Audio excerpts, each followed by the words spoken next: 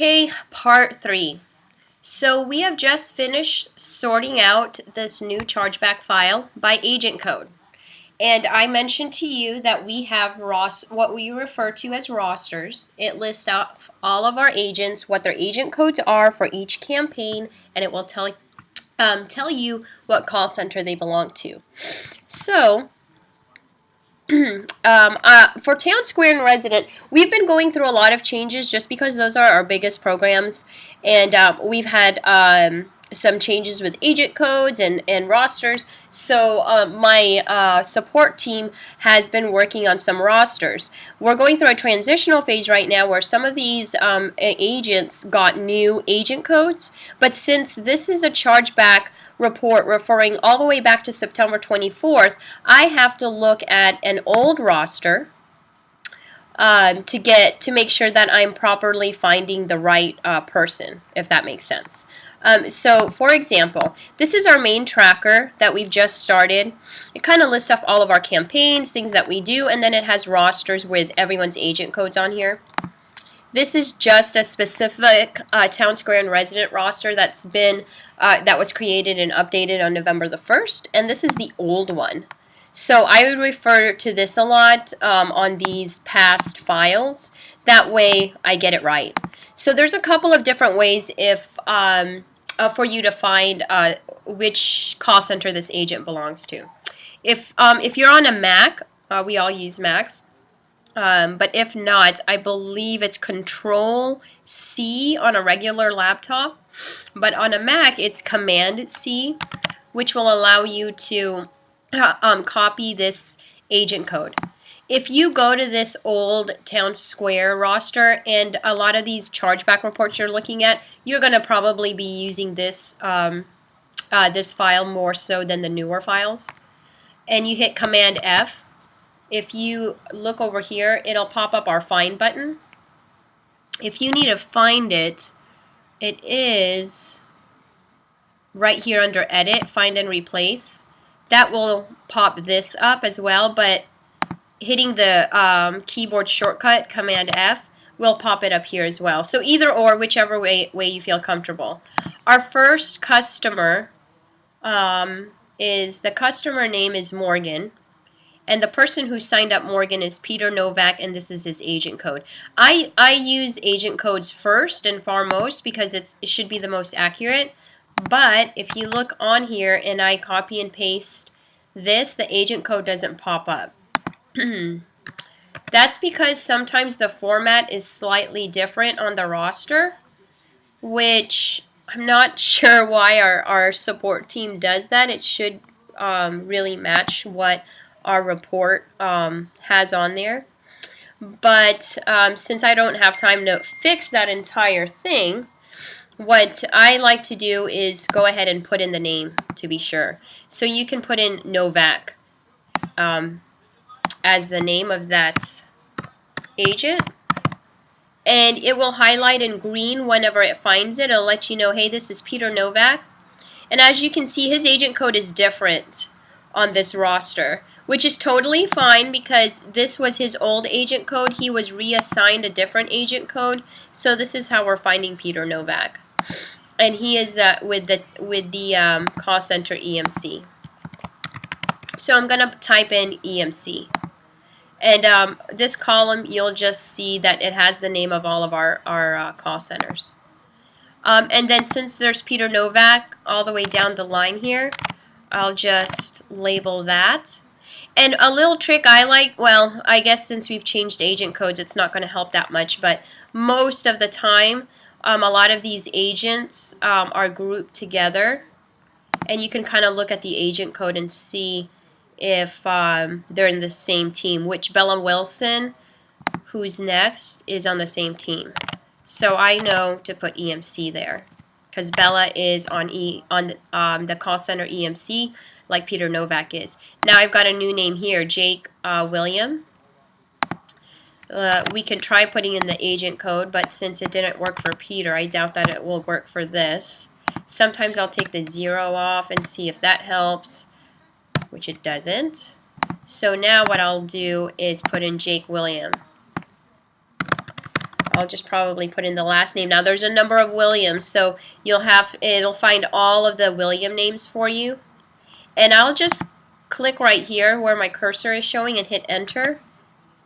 And it will show me all the other Williams if you kind of look and see where it's highlighting in green. That way, if there's, sometimes there might be 2 Jake Williams.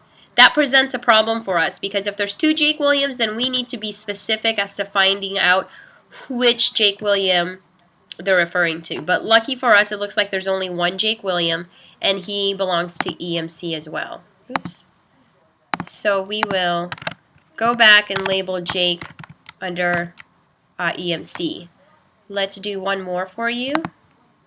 Put in Edward Hawk. Edward Hawk is EMC as well. EMC is one of our biggest producers, so you'll probably see a lot of chargebacks, but also a lot of sales from them. I just want to see if there's a different one. That pops up. Victor. Wow, there's a lot of Victors. Let's see what's his first name? Harry. Let's try putting in both and see if that pops up. Nope. Oh, you know what? Here we are. There's Harry Victor right there. There's Harry. So Harry's also on EMC. Just for time purposes, you get the idea. You'll just scroll all the way down here and label all of these agents for which call center that they're at. Once you've finished doing that, we do a spot check. What that means is we are making sure that these customers are customers that we actually pay on. Obviously, Town Square should be 100% sure that if they are charging us back for that customer, that they have already paid us out on it. However, on a daily basis, I get these real-time ongoing reports of any customers that may have called and said, hey, listen, I'm canceling. So what we try to do, because see, this is all the way in September 24th. What I try to do is I catch those reports that come in on a daily basis, and I charge back the agent or the call center sooner than November 13th. So for example, let's say this customer, Morgan Orban, was signed up. You can see the sale date. They were actually signed up on September 21st. It looks like they called on the 17th of October and canceled, which is within the 30 days. If you notice, they signed up on the 21st and they canceled on the 17th, so that's definitely within the 30 days, so it's totally within our terms to charge that back. But let's say they called out on the 17th, and on the 18th, I received an email from Town Square saying, hey, here's just, a rough draft of people that have called in and canceled so far. They're not going to charge me back on the 18th. They're going to wait until their scheduled day to report on that particular sales week. But since I already know about it, I am going to charge back that customer. And the 17th was on a Tuesday, if you're looking at a calendar. So I have another pay period because I pay out every Friday. I have a pay period coming up on October 27th. So since I know that Morgan, that customer, has already canceled, on October 27th, I may have very well already charged back Peter. So that's what you have to check. On this column here, it's I usually just straight out type in the question, have we already CB stands for charge back this customer. You can go to format and wrap it. That way you can see the entire question.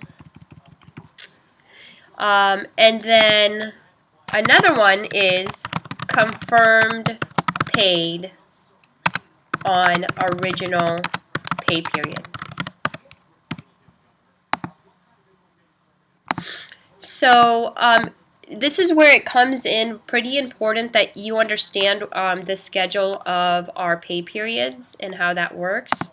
So probably the best way, I'm going to go ahead and close these rosters out because you don't need them right now. Go back to my email. This has a bunch of apps and things for Google that we use.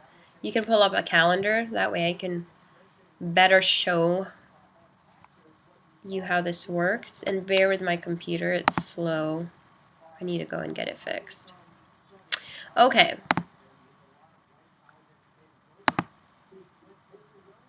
Okay, back to our file that we're working on.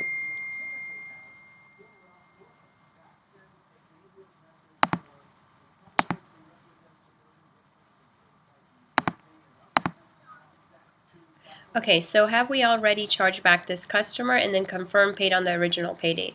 So the original, this sale was done on the 21st, which is sales week ending September 24th.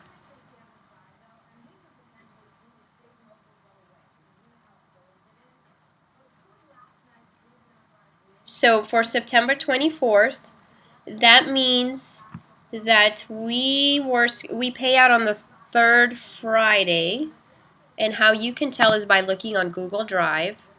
Oh, hold on, this is the wrong Google Drive I'm on. Let me get back to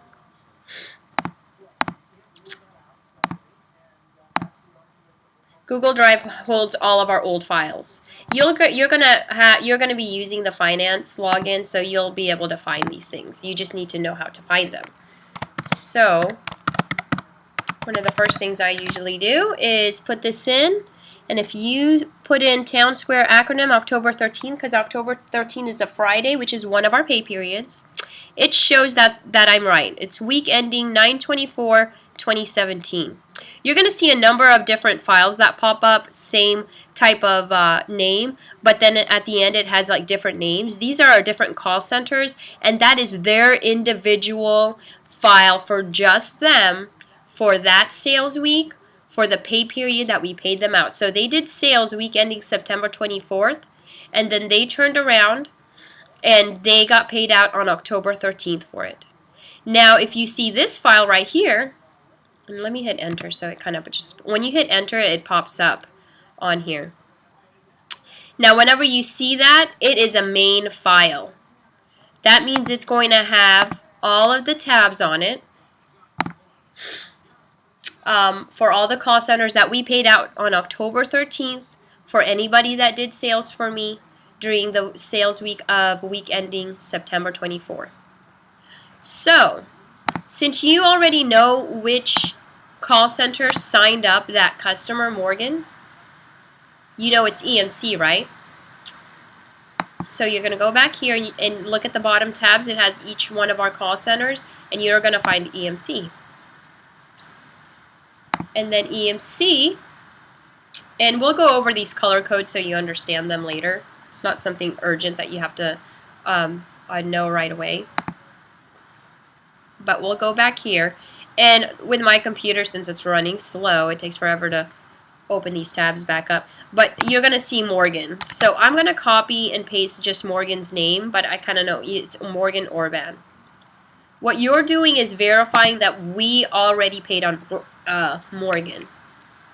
So you're going to do your Command F to find Morgan, and then boom, they found one. This indicates that we did find Morgan. And back to that color coding, you see that it's highlighted in green. That means we paid out for Morgan. But I'm going to put November 11. Morgan is now being changed their color, and that's what you're going to do on the main file. You're going to change the background to white, change it to red. You have verified that, yes, look, we gave $55 to EMC for that customer Morgan, and then you're going to put on the column right next to it, charge back on November 11th, because if we want to, this is a new step, so on some of these you won't see it, but I'm adding that in so we can look at the original file and see that we've already charged back that customer. So back to this file, you are going to put, yes, we paid out. And then have we already charged back this customer? No. And you're going to charge them back on November 11. So I can easily look at this and say, yep, that is a legitimate chargeback, or what we refer to as a true chargeback. We did pay out on that customer, and they have all, and we have not charged them back on that. Oh, you know what? Actually, I forgot to show you the last step of double checking this. because sometimes I may have caught that. Remember, I was referring back to that drop date, so I might have known about it and charged them back, not on October 13th, because that's when we originally paid out on it. We're going to go and look at the pay periods of October 20th and October 27 and see if I was able to catch that and charge them back.